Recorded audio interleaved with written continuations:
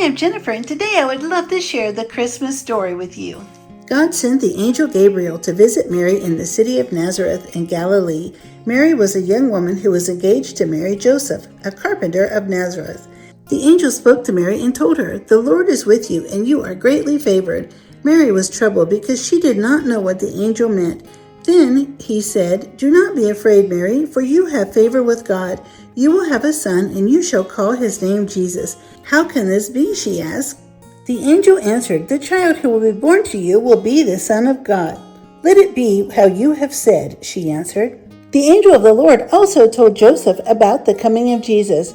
He said, "Mary will have a son. You shall call his name Jesus, for he will save his people from their sins." The name Jesus means salvation. Mary and Joseph traveled to Bethlehem. When Mary and Joseph reached Bethlehem, it was crowded, and there was no place for them to stay. The journey from Nazareth had been long and hard. Joseph could only find a stable at the inn. That night, baby Jesus was born. Mary wrapped him in soft clothes and put him in the manger.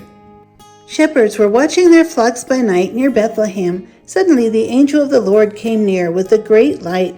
It shone through the darkness.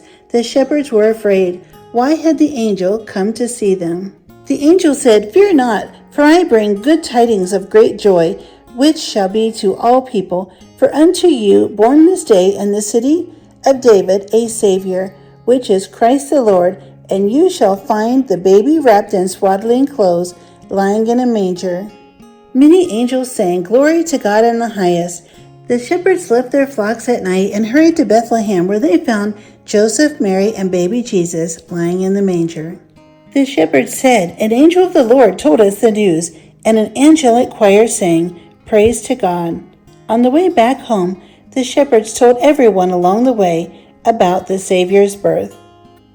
"For God so loved the world that he gave his only Son, that whoever should believeth in him should not perish, but have everlasting life."